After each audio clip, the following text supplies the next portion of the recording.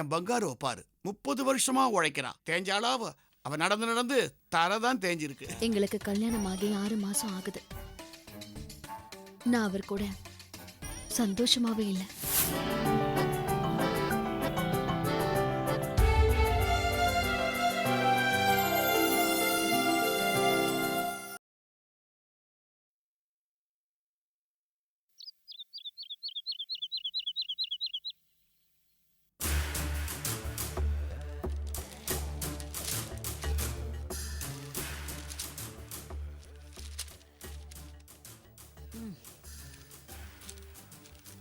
News paper வேற. Time ஆயிட்டு இருக்கு. நான் வீட்டு வேலை முடிச்சுட்டு வந்திருப்பேன்ல. வா வா வான்னு அவசரப்படுத்துனீங்கல்ல. எவ்வளவு நேரம் கழிச்சு உங்க அப்பா வருவாரு? கீதா, அவர் பக்கத்துல கோவிலுக்கு தாம்மா போயிருக்காரு. இப்ப வந்துருவாரு. நான் வேணா சூடா காஃபி போட்டு தரட்டா?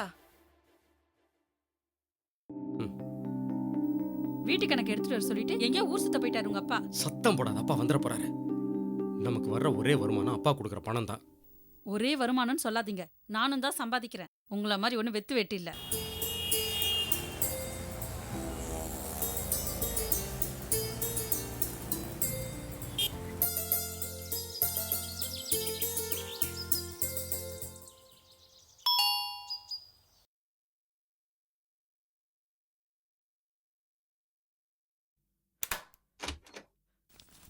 ஹாய்.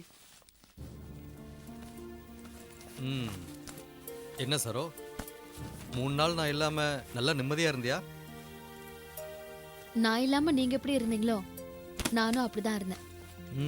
சரோ, கொஞ்ச நாளா நீ தைரியமா பேசுற. I like it. ஆனா சில விஷயங்கள் யாருக்கிட்ட சொல்லக்கூடாதோ அவங்க கிட்டே சொல்லிடுறியாமா?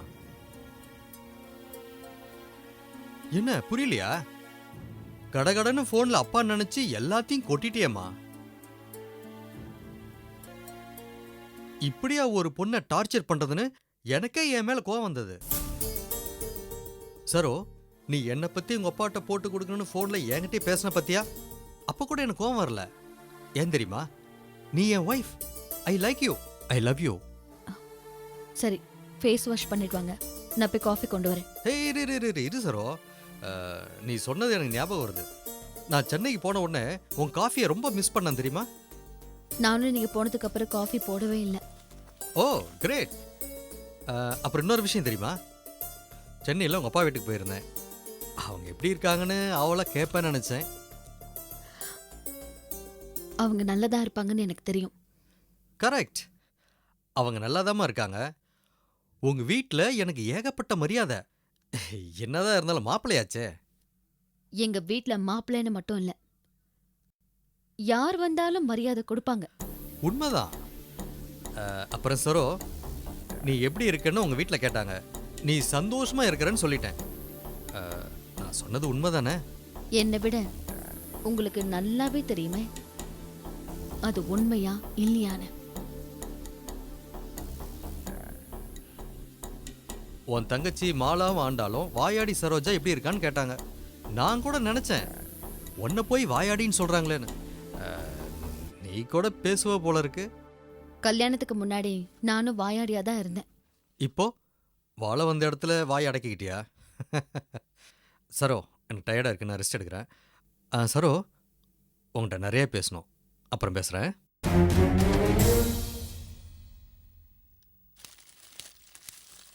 என்னங்க, கோவிலுக்கு போனா கொஞ்சம் சீக்கிரம் வரக்கூடாது? அவங்க ரொம்ப நேரமா காத்துக்கிட்டு இருக்காங்க. வாங்க வாங்க. ஏய், என்ன நீ வெங்கடேசனுக்கு நான் டைம் வைக்க முடியுமா? நமக்கு டைம் கொடுக்குறவனே அவன் தான். வாங்கப்பா. இது கூட்டம் கொஞ்சம் ஜாஸ்தி இன்னைக்கு. ஏய் வெங்கடேஷா, என்ன நீ கொஞ்சம் இழைச்சா மாதிரி இருக்க? கீதா நீ கொஞ்சம் வெயிட் போட்ட மாதிரி இருக்கிற.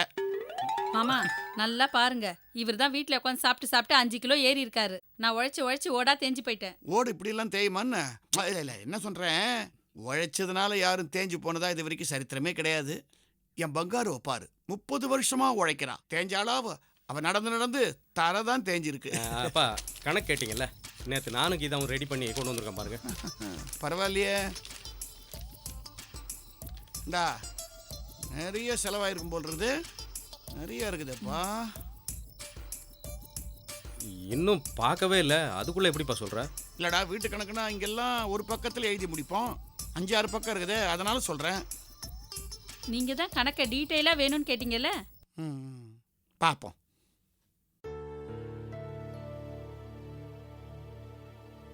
மஞ்சத்தூள் மங்களகரமாக ஆரம்பிப்போம்.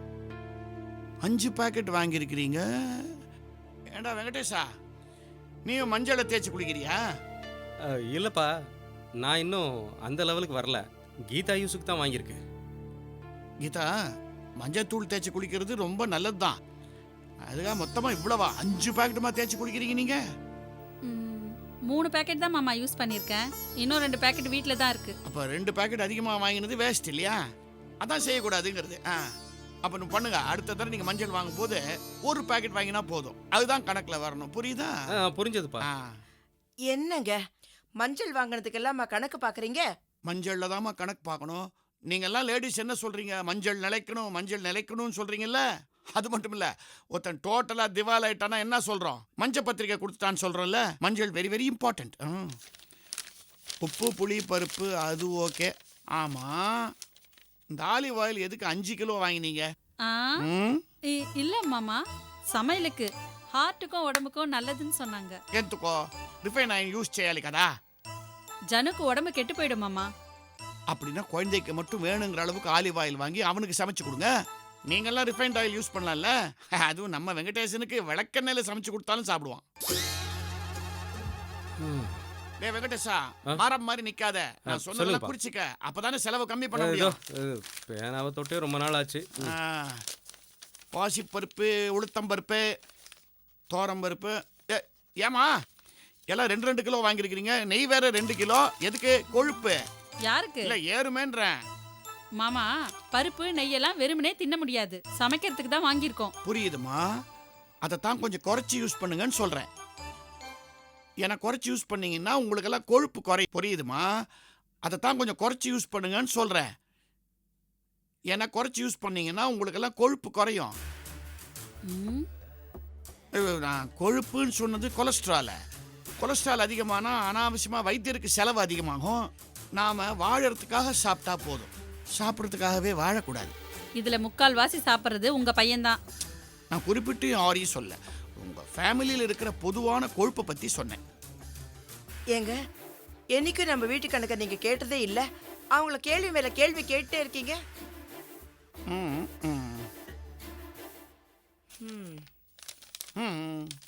இது என்னது? ஷேவிங் கிட்ட 550 ரூபாவா? என்ன இது? ஏண்டா வெங்கடேஷா, நீயும் ஆஃபீஸ் போகிறதில்ல, அப்புறம் எதுக்கு தினம் தினம் ஷேவ் பண்ணுற? ரவீந்திரநாத் டாகூர் மாதிரி தாடி வளர்த்து விட்டீங்கன்னா ஒரு அறிவாளி மாதிரியாவது இருப்பல்ல? ஆக்சுவலாக அது வந்து பேசிக்கிட்டு இருக்கோம்ல, ஷேவிங்க்கு தான்ப்பா. தடுமாறு. பெரிய செலவு எதுவாக இருந்தாலும் எனக்கு பில்லு வேணும்னு சொல்லியிருக்கேன்ல. ஷேவிங் கிட்டோட பில் எங்க? அது வந்து அது அவர் மறந்துட்டாரு மாமா.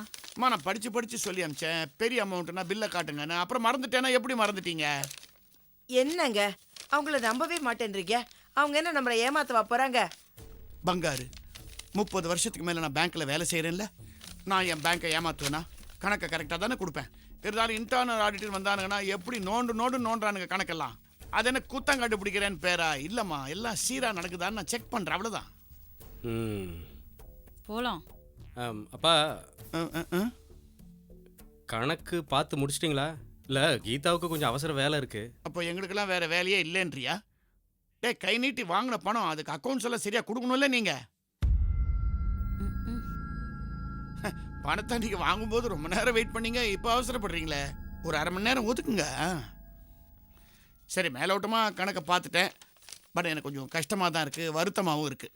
இவ்வளவு கஷ்டம் இருக்கும்போது பாரு, எவ்வளவோ இடத்துல இந்த 700, 800, 900ன்ட்டு ஹோட்டலில் சாப்பாடு செலவு. ஆமாம், கும்பி எரியும் போது இதெல்லாம் ரொம்ப தேவையா? ரோம் எரியும் போது இந்த நீரோமண்ணை ஃபிடில் வாசிட்டு இருந்தான், அந்த மாதிரி இருக்குது. வீட்டில் சமைச்சு சாப்பிடலாம்ல. போதும் மாமா, இனிமே நீங்க பணம் தர தேவையில்லை. என்னம்மா அப்படி சொல்லிட்ட நீ? பின்ன என்ன மாமா, கேள்வி மேல கேள்வியா கேட்டுட்டு இருக்கீங்க? அம்மா, இத்தனை நாள் நீங்கள் செலவிச்சிட்டு இருந்தீங்க, நான் ஒன்றும் கேள்வியே கேட்கல. இப்போ நான் கொடுக்கறதில்ல, நீங்கள் செலவிக்கிறீங்க. அப்பா, கேள்வி கேட்க வேண்டியது என்னுடைய கடமை அல்வா. சரி அல்லவா? அப்பா, அவசரப்பட்டு வேலையை விட்டதுன்னா தப்பு என் மேலே இருக்கும்போது கீதாவது கேள்வி கேட்டே இருக்கீங்க. வெங்கடேஷா, நீ இப்படி பேசுறதுனால சொல்றேன், கேட்டுக்க. பொதுவா பெற்றோர்கள் இருக்காங்களே, அவங்களுக்கு வயசான காலத்துல மூத்த பிள்ளை கூட இருக்கணும்னு ஆசைப்படுவாங்க. எங்களுக்கு அந்த ஆசை இருந்தது. ஆனா அப்போ சில பேரோட சௌகரியத்துக்காக நாங்க அதை விட்டு கொடுத்தோம். இப்போ வாத்து தங்க முட்டை இடும்போது எங்களுது, தள்ளாடும் போது மற்றவங்களுதுன்னு ஒதுக்கி வச்சுட்டா எப்படி? சரிக்கா ராலேதே. பரவாயில்லரா, நீ எந்த திசையை நோக்கி போனா என்ன, கடைசியில் தீசட்டியோட எங்க திசையை நோக்கி தானே வந்தாகணும். உன்னை கைவிட்டுற முடியுமா? இந்த தடவை நான் அதிகமாகவே பணம் தரேன், பார்த்து செலவு பண்ணுங்க. தேங்க்ஸ்ப்பா. ஐயோ ரொம்ப போதுங்க. பங்காரு கொண்டாமா. இது வேறயா? இன்னும் கொஞ்சம் தரப்போறாரா இவரு? அப்படின்னா இன்னும் கொஞ்சம் அதிகமா கேள்வி கேட்க போறாருன்னு அர்த்தம். பேசாம இந்த பணத்தை வாங்காம இருக்க முடியலையே. ஏங்க ஏங்க, இந்த ராஜாமணி அம்மாவை கடத்தினாங்களே, அந்த விவரம் ஏதாவது தெரிஞ்சுதா? ஹரிதாஸ் சார் அவங்ககிட்ட பேசிட்டு தான் இருக்காரு. ஆ, நாங்க எல்லாரும் கூட எங்களால முடிஞ்ச அளவுக்கு உதவி பண்ணிட்டு தான் இருக்கோம். இன்னைக்கு அவல் உப்புமா நான் செய்யும் போது எனக்கு அழுகியே வந்துருச்சுங்க. ஏன் நீ பண்ண உப்புமா நீயே தினியா? விளையாடாதீங்க. ராஜாமணி அம்மாவுக்கு அவல் உப்புமானா ரொம்ப பிடிக்கும். நான் எப்ப செஞ்சாலும் இன்னும் கொஞ்சம் குடுறி, இன்னும் கொஞ்சம் குடுறின்னு கேட்டு வாங்கி சாப்பிடுவாங்க. அப்படியா? அடுத்த வாட்டி அவங்க ஃபோன் பண்ணும்போது நான் அட்ரஸ் வாங்கி தரேன், ஆ. நீ போய் கொண்டு கொடு. சரிங்க. முட்டாள், கடத்தல்காரை உனது அட்ரஸ் கொடுப்பானா? தெரியுங்கிற ஏங்க, அந்த கடத்தல்காரங்க பங்காரம்மான்னு நினைச்சு ராஜாமணி அம்மாவை கடத்திட்டாங்க. இதுவே என்ன கடத்திருந்தா என்ன ஆயிருக்கும்? இப்ப எல்லாருக்கும் கோதண்ட ஸ்வீட் கொடுக்குறான், அப்ப நான் கொடுத்துருப்பேன். ஏய் சும்மா சொன்னேன். உன்னை சென்னை சிட்டியில கடத்துறதுக்கு யாருக்கா தைரியம் இருக்கா? ஆமா, அந்த பாட்டியை விடுதலை பண்ண அவங்க எவ்வளவு பணம் கேக்குறாங்க? 1,77,000. என்னது, 1,77,000? ரொம்ப ஜாஸ்தி நினைக்கிறியா? என்னங்க நீங்க இப்படி எல்லாம் பேசிக்கிட்டு? அந்த பாட்டி இங்க இல்லாம இந்த வீடே களையழுந்து போயிடுச்சுங்க. அவங்க எவ்வளவு நல்லவங்க தெரியுமா? எனக்கு ரொம்ப வருத்தமா தான் இருக்குமா காமாட்சி. ஏன்னா 3 நாளைக்கு முன்னாடி இந்த பாட்டி கைமாத்தா என்கிட்ட 150 ரூபா பணம் வாங்கிச்சு. இப்போ வரலன்னா 150 ரூபா எள்ளு இல்ல. என்னங்க பெரிய 150 ரூபான்னு பேசிட்டு இருக்கீங்க? இதை பாருங்க, என்னோட செயின், வளையல், மோதிரம், ஏன் என் தாலி செயினை கூட கொடுக்குறேங்க. எல்லாத்தையும் எங்கேயாவது அடகு வச்சுட்டு ஹரிதாசன் கொடுங்க. அவர் எப்படியாவது அந்த கடத்தல்காரங்க கிட்ட கொடுத்துட்டு பாட்டியை மீட்கிற வழியா பார்ப்போம். பாட்டியை மீட்டுடலாம், நகை எப்படி மீட்டுறது? போட்டங்க, நகையாவது. முதல்ல ராஜாமணி பாட்டியை மீட்கிறத பார்ப்போம். உன்னை புரிஞ்சுக்கவே முடியலடி. சொத்துக்காக என் தம்பி கூட குடிமி புடி சண்டை போடுற, யாரோ சம்பந்தம் இல்லாத பாட்டிக்காக சொத்தையே அழிக்கிற. அதுதாங்க காஞ்சிபுரம் காமாட்சி. உங்க தம்பி வேற, ராஜாமணி அம்மா வேற. நானு, பங்காரம்மா, மீனாட்சி எல்லாருமே அவங்கள அம்மா ஸ்தானத்துல தாங்க பார்த்துட்டு இருக்கோம். ஓஹோ, அவங்க எப்படியாவது மறுபடியும் நம்ம வீட்டுக்கு வந்துடணும். வருவாங்க. வந்துட்டு, ஏ காமாட்சி, சீக்கிரமா மொட்டை மாடியில போய் துணியெல்லாம் காய போட்டு வா அப்படின்னு என்னை மிரட்டணும். அதாங்க என் ஆசை. செய்வாங்க.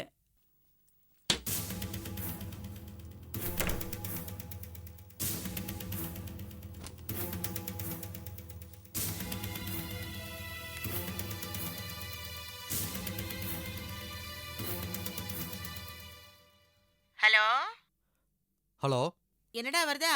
சென்னையில இருந்து எப்ப வந்த? காலையில் தான் வந்தேன். ஏண்டா, என்கொயரியில் ஒன்றும் பிரச்சனை இல்லையே? பிரச்சனை இருக்கிறனால தான் என்கொயரியே. சரோஜா வீட்டுக்கு போயிருந்தியாடா? போகாமல் இருக்க முடியுமா? அங்கே எதிர்பார்க்காம ஒருத்தரை சந்தித்தேன். யாரு? கோட்டீஸ்வர் ராவ். யாரு? உன் பழைய பிரான்ச் மேனேஜரா? ஆமாம். அவன் தானே உன் மேல கம்ப்ளைண்ட் கொடுத்தது? அவனை மாமனார் ஹரிதாஸ் வீட்டில் பார்த்தேன். அவர் அறிமுகம் படுத்தி வச்சதுமே என்ன ஒரு மாதிரி பார்த்தான். மாட்டிட்டுருவானோன்னு நினச்சேன். நல்ல வேலை, அவள் எதுவும் பண்ணல. பாத்துடா, நீ இல்லாத போது ஹரிதாஸுக்கு ஃபோன் போட்டு சொல்லிட்டு போறேன்டா. அதெல்லாம் எதுவும் சொல்ல மாட்டான். என்கிட்ட தனியாக பேசினான். உன் குடும்ப வாழ்க்கையை நான் பாதிக்க வைக்க விரும்பலை, அதனால் பார்த்து நடந்துக்கான்னு சொல்லிட்டு போனோம். அப்போ நேரா எஸ்கேப்னு சொல்லு. ஆனால் கோட்டீஸ்வர் ராவ் ஒரு விஷயத்த சொன்னான். என்ன? தேவைப்பட்டா சரோஜாவை என்கொயரிக்கு கூப்பிடுவாங்களாம். ஐயோ, நாம பயந்தது நடந்துடும் போல இருக்கேடா. சரோஜாவை என்கொயரிக்கு கூப்பிட்டா பெரிய ஆபத்துல எல்லாம் போய் முடிஞ்சிடும். அவ எப்படா மனசுல இருக்கிறதெல்லாம் கொட்டலான்னு காத்துக்கிட்டு இருக்கா. எல்லாத்தையும் சொல்லிடுவாடா.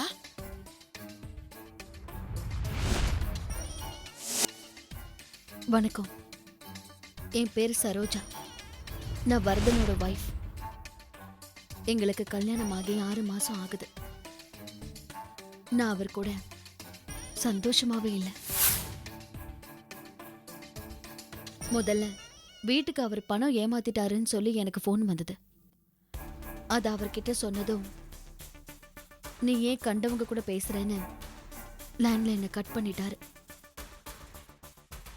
அப்புறம் வீட்டுக்கு நிறைய பேர் வந்து பணம் கேட்க ஆரம்பிச்சிட்டாங்க. இதை சொன்னதுக்கு அப்புறம் பயத்துல என்ன வீட்டுக்குள்ள வச்சு போட்டிட்டு ஆபீஸ் போயிட்டாரு. தாலி கட்டின மனைவிய ஒரு ஜூல இருக்கிற மிருகத்தை விட கேவலமா ட்ரீட் பண்றாரு.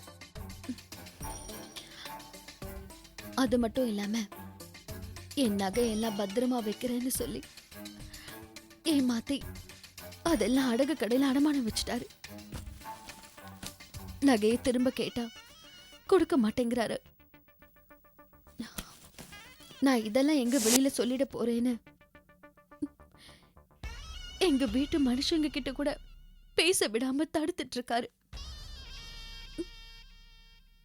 மொத்தத்துல நல்ல கணவரா இல்லாம இருந்தா கூட பரவாயில்ல, ஆனா நல்ல மனிதரே இல்லையே. அவர் ஒரு சாடிஸ்ட்.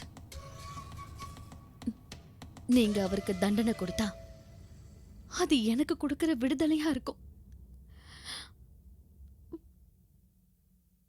ப்ளீஸ் என்ன காப்பாத்துங்க, ப்ளீஸ்.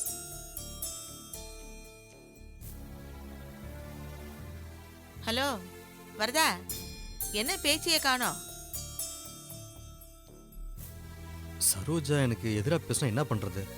ஒன்னும் பண்ண முடியாது. அதனால தான் சொல்றேன், அவளை பேசாதபடி பண்ணணும். எப்படி சொல்ற? அதான்டா அன்னைக்கு சொன்னனே, அவளை கொஞ்சம் கொஞ்சமா பைத்தியமாக்குன்னு. பைத்தியத்தை யாரும் சாட்சி கூப்பிட மாட்டாங்கடா. நீ ஈஸியா சொல்லிடுற, ஆனா அது செய்யறதுதான் கஷ்டம். டேய் வரதா, மூளை இல்லாதவனை புத்திசாலி ஆக்குறதா ரொம்ப கஷ்டம். மூளை இருக்கிறவனை பைத்தியமாக்குறது ரொம்ப ஈஸிடா.